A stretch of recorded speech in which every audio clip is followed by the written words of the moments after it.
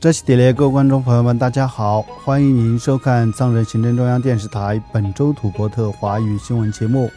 本期的新闻要点有：达赖喇嘛尊者抵达拉达克展开夏季停留；达赖喇嘛尊者与藏人行政中央就委内瑞拉地震向遇难者致哀；司政就中国民族团结进步促进法发出紧急全球呼吁。美国、瑞士、捷克、意大利、德国和英国议员谴责中国新法实施。明尼阿波利斯市议会宣布2026年7月6号为慈悲日。下面请看详细内容。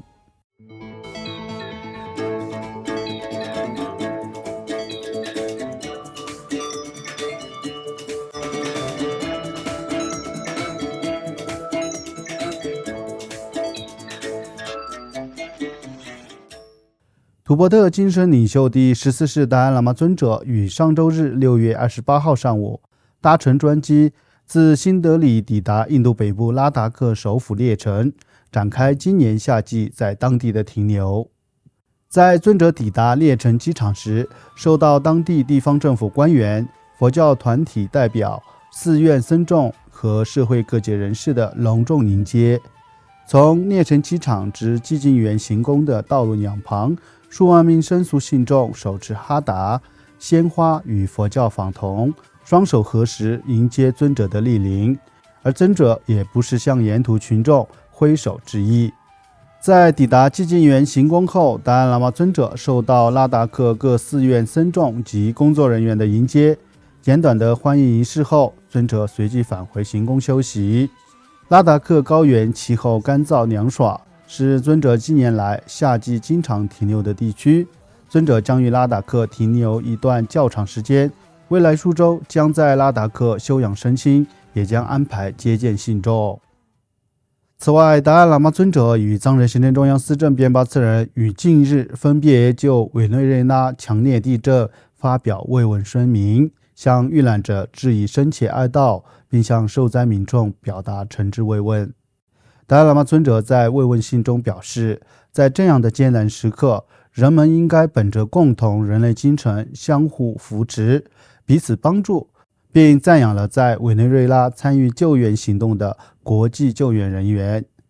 而司政边巴次仁则代表藏人行政中央和全球各地的藏人，诚挚祈愿所有受灾民众早日康复，并向委内瑞拉人民送上力量、勇气和坚韧，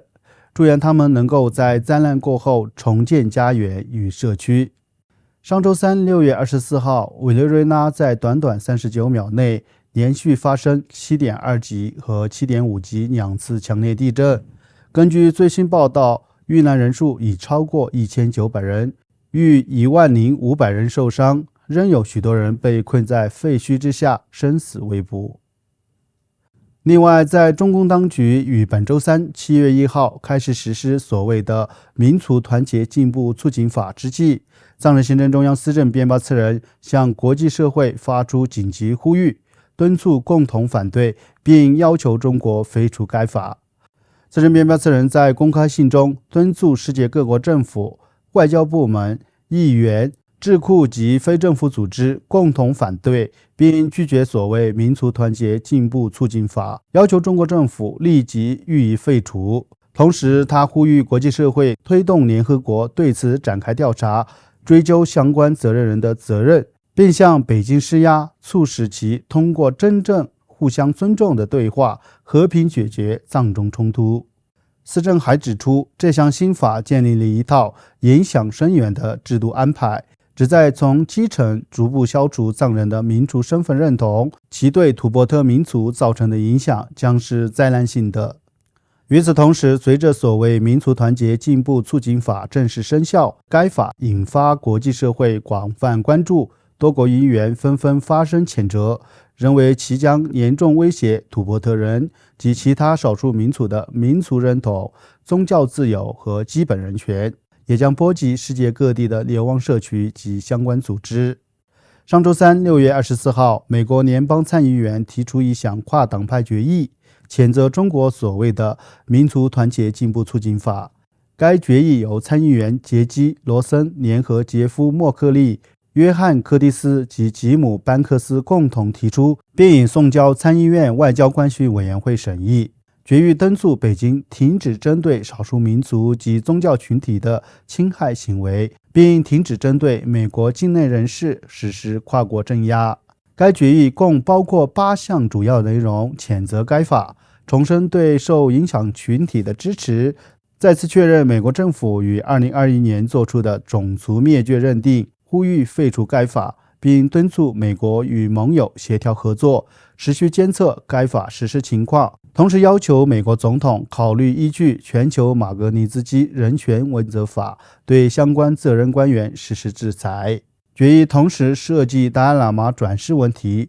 重申转世认定应完全由藏传佛教领袖及图伯特人民决定，并敦促中国恢复与达赖喇嘛尊者或其代表进行无条件对话。与此同时，美国共和党参议员林赛·格雷厄姆与民主党参议员谢尔登·怀特豪斯联名致函中国驻美国大使谢锋，对中国新近颁布的民族团结进步促进法表达严重关切。两名参议员敦促中国政府撤销或大幅修改该法，并表示将密切关注中共当局实施该法的情况，特别是该法对少数民族及居住在中国境外人士所造成的影响。另外，瑞士联邦议会跨党派支持土伯特小组也于近日发表声明，抗议这项法律构建以汉族为中心的国家认同为目标，严重威胁土伯特的语言、宗教、文化及民族身份，并指出该法并非促进民族团结，而是推行强制同化及系统性消除土伯特民族认同的工具。此外，包括捷克众议院支持土伯特小组主席冈村准人、该小组共同主席普热米斯尔拉巴斯，以及代表捷克参众两院发言的捷克参议员副议长伊日奥伯法尔泽分别发表视频声明，对该法表达严重关切，并呼吁国际社会高度关注该法对土伯特及其他在中国统治下少数民族的影响。另外，藏人行政中央驻日内瓦代表处理秋菊于近日在联合国人权理事会第62届会议期间举行的一场辩会上，基于人权和全球安全考量，呼吁中国政府废除民族团结进步促进法。代表处理秋菊呼吁与会各国代表将此议题提交给联合国人权理事会及联合国大会审议，并指出，由于该法的影响已超越中国国界，因此直接侵犯了其他国家的主权及其依法应承担的责任。而包括意大利国会支持土伯特小组正副主席在内的多名意大利议员也发表视频声明，谴责该法是推行强制文化同化的工具，严重威胁土伯特的语言、民族认同及文化遗产的延续。前意大利外交部长、参议员朱利奥·特尔奇、意大利国会支持土伯特小组主席安德烈亚、副主席伊莱尼亚·马拉瓦西以及前参议员罗伯特·兰皮一致否定该法的立法基础，并敦促意大利政府及世界各国立即向北京施压。另外，德国联邦外交部对该法表示严重关切，警告该法可能进一步削弱少数民族及宗教群体的权利，并可能使跨国镇压行为扩展至中国境外，包括德国及欧洲境内的个人和组织。德国外交部发言人塞巴斯蒂安·辛特泽尔于本周一6月27号举行的例行记者会上回应媒体提问时表示，德国政府严重关切该法是否会影响德国公民。此前，多家非政府组织已指出，该法的影响范围可能延伸至中国境外。而英国国会跨党派支持土伯特小组也强烈谴责该法的实施，称该法虽然冠以民族团结之名，实则是一项危险的法律工具，进一步巩固了北京的同化政策。另外，美国众议院美中战略竞争特设委员会在新闻稿中强烈谴责中国政府不断升级的残酷与偏执行径。该委员会主席约翰·穆列纳尔表示，中国共产党所追求的所谓国家统一，并非建立在人民自由生活、自由信仰的基础上，而是建立在压迫之上。请继续收看本期节目的最后一则消息。为表彰土伯特精神领袖第14世达赖喇嘛尊者长期弘扬慈悲、和平与非暴力价值观所做出的卓越贡献，美国明尼阿波利斯市议会通过决议，宣布将2026年7月6号达赖喇嘛尊者91岁华诞日定为慈悲日。该决议肯定了达赖喇嘛尊者数十年来致力于弘扬慈悲、和平、非暴力及促进不同宗教与文化间相互理解的贡献，并赞扬尊者持续倡导共同人类价值、和平解决冲突以及维护人类尊严与和谐共处的理念。明尼阿波利斯市议会表示，将2026年7月6号定为慈悲日，旨在鼓励社会大众践行慈悲精神，弘扬尊重、包容与善意，共同建设更加和平和谐的社会。